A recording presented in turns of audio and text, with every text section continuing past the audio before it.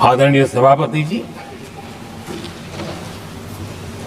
संविधान के आज 75 वर्ष हो रहे हैं, लेकिन हमारे यहाँ तो 25 वर्ष का भी महत्व होता है, 50 वर्ष का भी महत्व होता है, 60 साल का भी महत्व होता है। जरा हम इतिहास की तरफ नजर करें कि संविधान यात्रा के इन महत्वपूर्ण पड़ाव का क्या हुआ था। जब देश संविधान के 25 वर्ष पूरे कर रहा था, उसी समय हमारे देश में संविधान को नोच लिया गया, इमरजेंसी आपातकाल लाया गया।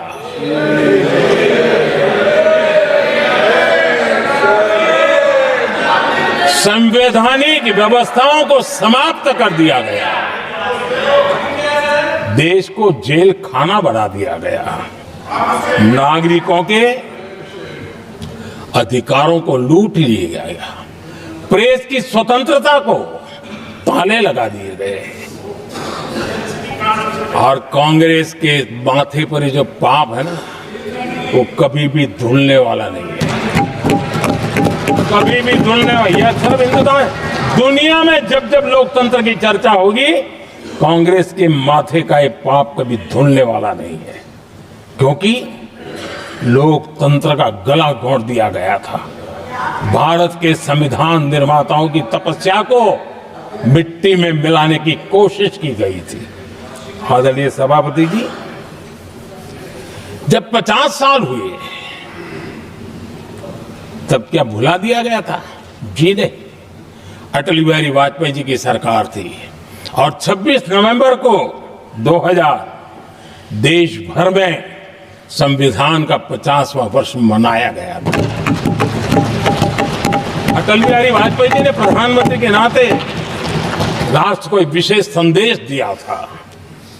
एकता, जनभागीदारी, साझेदारी, उसके महत्व पर बल देते हुए उन्होंने संविधान की भावना को जीने का प्रयास किया था, जनता को जगाने का भी प्रयास किया था। और अध्यक्ष जी, जब देश संविधान का 50 वर्ष मना रहा था और जब 50 वर्ष की पूर्णाहुति हुई, तो ये मेरा भी सौभाग्य था कि मुझे भी संविधान की प्रक्रिया से मुख्यमंत्री बनने का अवसर मिल गया।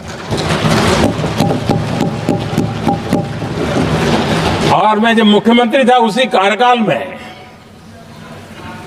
संविधान के 60 साल हुए और तब मैंने तय किया था मुख्यमंत्री के नाते कि हम गुजरात में संविधान के 60 साल मनाएंगे।